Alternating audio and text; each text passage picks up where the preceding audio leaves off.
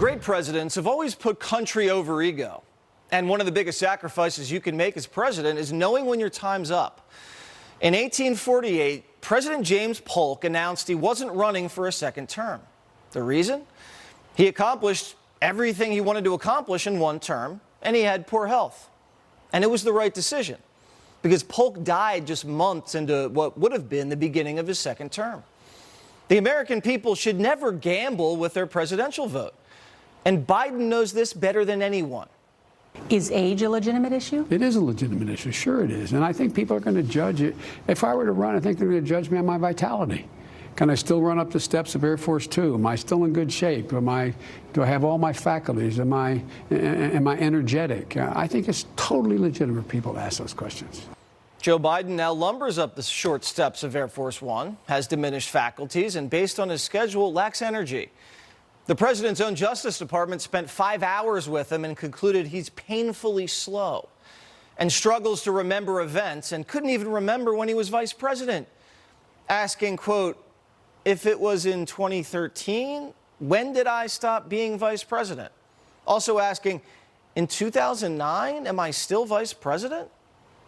The president's garage looks like a man who has diminished faculties, because lumped in next to broken lamps and potting soil were boxes of top-secret American intelligence documents.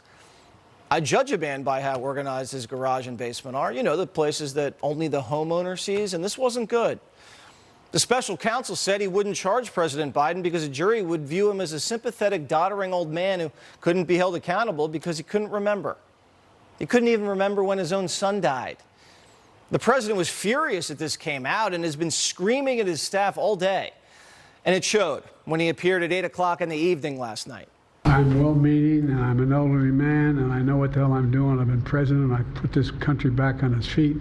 I don't need his recommendation. It's totally out. How bad is your memory, and can you continue as president? My memory is so bad, I let you speak. People have been watching, and they have expressed concerns about your age. That is your judgment. That is your judgment. That is not the judgment of the press. As you know, initially, the president of Mexico, Sisi,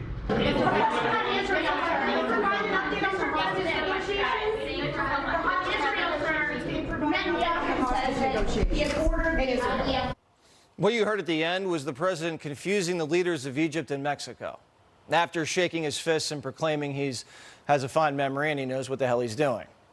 Playing the loyal soldier, Kamala called the whole thing a witch hunt. What I saw of that report last night, I believe is, as a former prosecutor, the comments that were made by that prosecutor, gratuitous, inaccurate, and inappropriate. The president's demeanor in that report was characterized, could not be more wrong on the facts, and clearly politically motivated. Kamala has lunch with Biden once a week. She knows the president's demeanor better than anyone. Everyone who works with the president knows he's slow, but the White House has orchestrated one of the biggest cover-ups in American political history. And it's all now coming out. If the special counsel says President Biden's got significant limitations on his memory, then who is helping him run the country? The President of the United States runs the country. The Commander-in-Chief runs the country. How can he be trusted with the nuclear codes if, I get that you're saying that nobody in the building would say that he's got an issue with his memory, but just a little part of what we get to see, he's made mistake after mistake after mistake after mistake on camera this week. So I'm going to be very clear here. The reality is that report, that part of the report, does not live in reality. It just doesn't. But the reality is last night, Democrats were wetting the bed. Look, I'm a Biden supporter, and I slept like a baby last night. I woke up every 2 hours crying and wet the bed. This is terrible for Democrats, and anybody with a functioning brain knows that.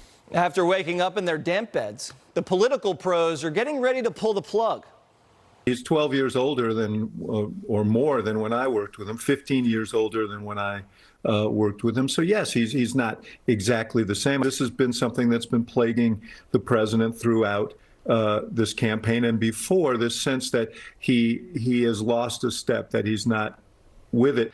Public perception is formed by how you perform in front of the camera. And on that, I think the president has lost a step, and it has hurt him. And it has created these questions that are the central challenge for him in this campaign. So Paul Begala and Dave Axelrod represent the Clinton and Obama political machines. And they're secretly rooting for Biden to announce he's not running for re-election for personal reasons that we don't have time to get into. But the left has been given cover now to say aloud what they've been whispering amongst each other for years. Behind the scenes, Jill Biden and White House staff have been keeping the president in a bubble. After Biden took questions at a news conference just last year, sources say Jill's look on her face told everyone in the room, from the president on down, that they had some explaining to do. She demanded to know, why didn't anyone stop that? Telling staff, quote, where was the person who was going to end the press conference? The media participated in the cover-up knowing there were issues, but they never thought the reality of his mental state would be certified by the Justice Department. Suddenly, the press began fact-checking the president. Watch. One thing that President Biden said is basically that he stored the documents in filing cabinets that could be locked. Just not true. Another claim that President Biden made, none of the documents were highly classified. That claim that he didn't have any material that was quote unquote high classified is also not true. Not only is Biden now verifiably diminished, but he lied multiple times about what was in the report. That he's a reckless mess that shares classified information and exposes national security secrets, and has a garage that looks like a Hoarders episode. This undercuts the entire rationale of the Biden presidency, a wise statesman who we could trust to manage America and the world. But everywhere around us was mismanaged, from the border to the streets to the Middle East. Now, deep down, the media is relieved they can stop lying about how Biden's Einstein. This is becoming a 5-alarm fire for the White House. Mexico? Where did that come from? And politically, how do you explain that? To mix up the president of Egypt with the president of Mexico because his name sounds like Sisi? That's bizarre. It's pretty embarrassing for Biden, but on the bright side, he'll forget about it 5 minutes later. Let's just thank God this is not October.